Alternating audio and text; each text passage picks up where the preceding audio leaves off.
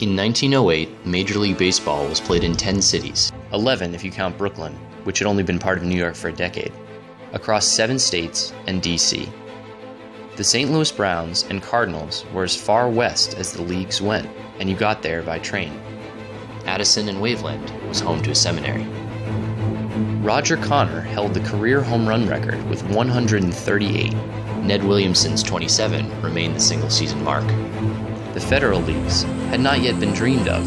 The Negro Leagues were not yet organized. The first expansion was 52 years away. Baseball season opens with a new president, John Fitzgerald Kennedy, throwing out the first ball. There was no designated hitter, no save statistic, and no free agency. Every player was either white or close enough to pretend to be. The Titanic had not yet been sunk. Indeed, it had not yet been built. There was no concept of a global or world war, let alone a protracted conflict which would use flying machines and poison gas as a matter of course. Russia was collapsing under Nicholas II.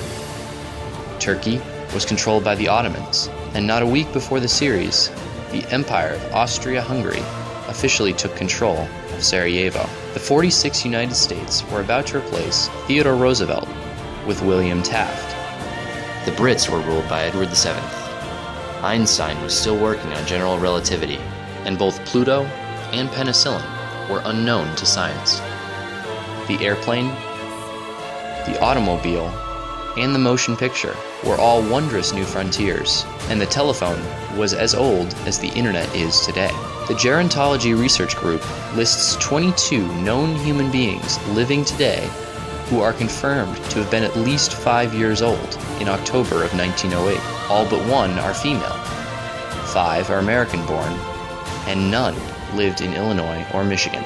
It is an effective certainty that of the approximately 6,300 people at Detroit's Bennett Park on October 14, 1908, none are still alive. The memory of the Cubs' victory, be it witnessed, read, or overheard, exists in the mind of no person. Great-great-grandparents born after that date are being buried. The Cubs were the first team to win the World Series twice. Since then, the world has marched on, and the game has rebuilt itself time The Mets are the world champions, Bob. Look at this scene. and time again. Red Sox fans have longed to hear it. The Boston Red Sox are world champions. Of the original 16 teams, the Cubs and the Indians are now tied for last among franchise championships. But the Cubs have not been left behind. They have not folded or moved. They have thrived as one of the most popular teams in the country. It is the romance of the eternal struggle which brings the world to Wrigley. A struggle against the odds. Reaching into the stands and couldn't get it. He's livid with a Against time.